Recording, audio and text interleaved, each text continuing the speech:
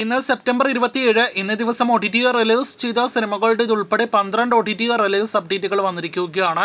ആദ്യത്തേത് സൂര്യ അന്നപ്പൻ കോംബോയുടെ കൊട്ടുകാള എന്ന സിനിമയുടെ അപ്ഡേറ്റ് ആണ്.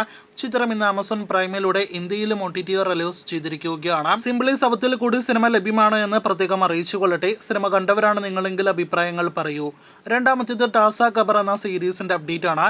ഇന്ന് ഡിസ്നി പ്ലസ് ഹോട്ട്സ്റ്റാറിലൂടെ ഈ ഹിന്ദി സീരീസ് OTT റിലീസ് ചെയ്തിരിക്കുകയാണ്. മൂന്നാമത്തേത് ഒരു ഹിന്ദി സിനിമയുടെ അപ്ഡേറ്റ് ആണ്. ഇന്ന് സീഫവിലൂടെ ഡയറക്റ്റ് OTT റിലീസ് ചെയ്ത ശോഭിത ദുലിപ്പാല നായികവേഷത്തിലെത്തിയ സിനിമയാണ് ലവ് സിത്താര. ചിത്രം ഇന്ന് സീഫവിലൂടെ ഹിന്ദി ഭാഷയിൽ മാത്രം റിലീസ് ചെയ്തിരിക്കുകയാണ്. കൂടുതൽ ഭാഷകളിലും ഭാവിയിൽ OTT റിലീസ് പ്രതീക്ഷിക്കുന്നു. തമിഴിൽ നിന്നും ഇന്ന് സീഫവിലൂടെ റിലീസ് ചെയ്ത ഏറ്റവും പുതിയ സിനിമയാണ് ഡിമോണ്ടി കോളനി 2. ചിത്രം നേരത്തെ തിയേറ്ററുകളിലേക്ക് എത്തി വിജയിച്ച തമിഴ് ഹൊറർ ത്രില്ലർ സിനിമയാണ്. തെലുഗു ഭാഷയിലും സിനിമ ലഭ്യമാണ്. ഹിന്ദിയിൽ നിന്നും ഒരു സീരീസ് കൂടി OTT റിലീസ് ചെയ്തിട്ടുണ്ട്. ത്രില്ലർ സീരീസിന്റെ പേര് ഹണിമൂൺ ഫോട്ടോഗ്രാഫർ എന്നാണ്. ജിയോയിലൂടെയാണ് ഹിന്ദി സീരീസ് ലഭ്യമാക്കിയിരിക്കുന്നത്.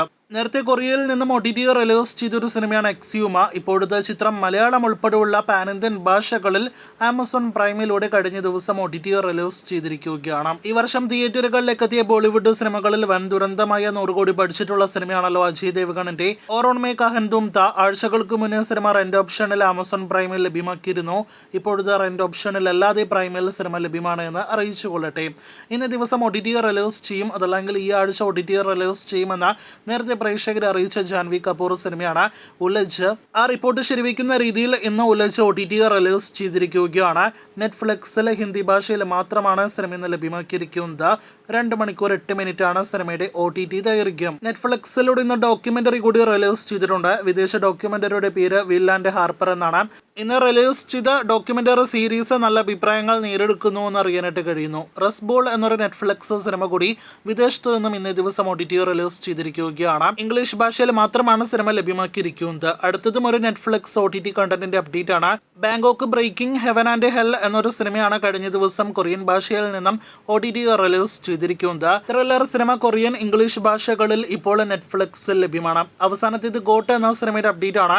ചിത്രം ഇന്നേ ദിവസം HD പതിപ്പിൽ ഇക്കാക്കപ്പെട്ട കൂടുതൽ പ്രേക്ഷകരിലേക്ക് എത്തപ്പെട്ട് കഴിഞ്ഞിരിക്കുകയാണല്ലോ. കൃത്യം 3 മണിക്കൂർ ദൈർഘ്യം അടങ്ങിയ HD പതിപ്പാണ് ഹിന്ദുസ്ഥാനിൽ നിന്നും ഇതിനോടകം തന്നെ ലീക്കാക്കപ്പെട്ടിരിക്കുന്നത്.